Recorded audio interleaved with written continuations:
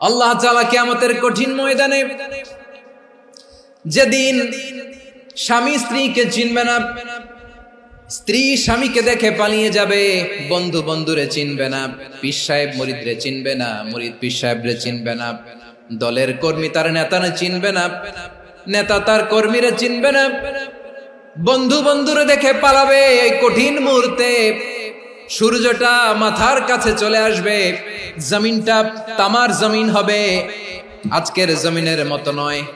মানুষ ঘর্মাক্ত, ক্লান্ত, শ্রান্ত মাথার মগজগুলো কানের ছিদ্র আর নাকের ছিদ্র দিয়ে বেয়ে বেয়ে পড়বে।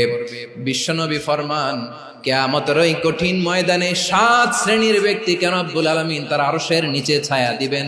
তার মধ্যে প্রথম শ্রেণীর ব্যক্তি হলো ইমামুন আদিল, যে ইনসাফের সাথে বিচার করে, যে জাস্টিস সমাজে সার্ভ করে, যে সুশাসন নিশ্চিত করে, ওই ইমামুন আদিল। আদিল শব্দটা বুঝছেন না? ইন্নাল্লাহা ইয়া'মুরু বিল আদল, পাইছেন?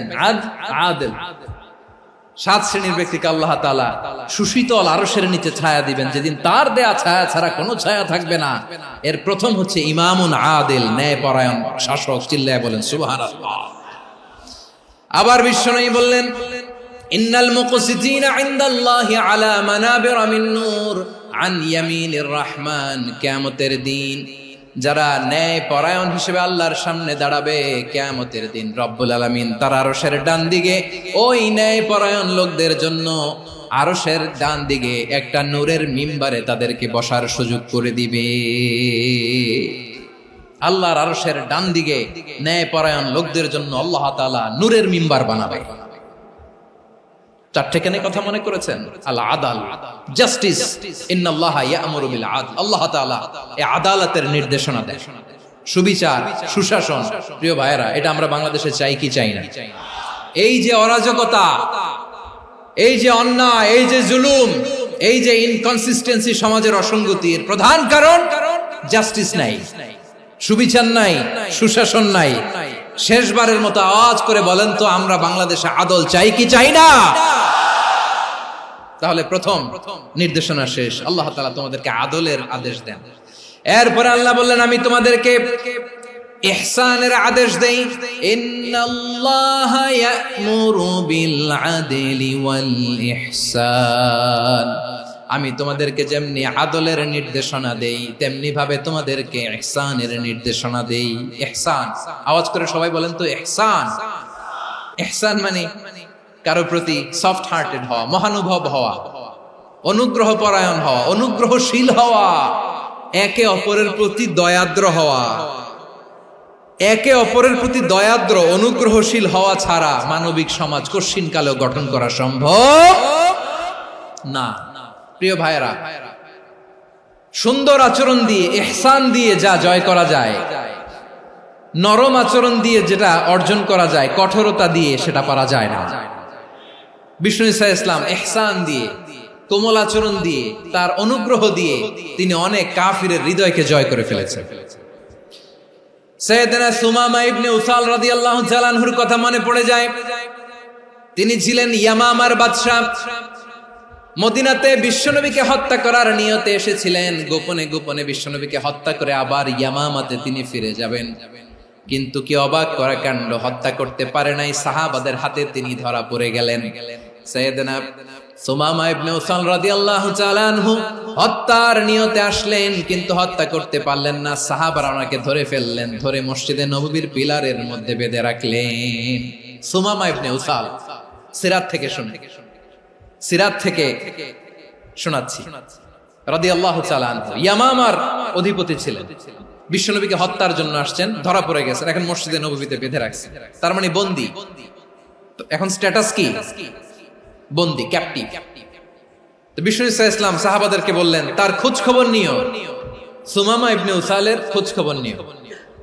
সাহাবার বলেন, ইয়া রাসূলুল্লাহ, আপনাকে হত্যা করতে এসেছে, তার তো কঠিন ক্যাপিটাল পানিশমেন্ট হওয়া দরকার, কঠিন শাস্তি হওয়া দরকার। বিশ্বনবী বললেন, না, আমি যেটা জানি তোমরা সেটা জানো না, তোমরা সুমামার সাথে ভালো আচরণ করো।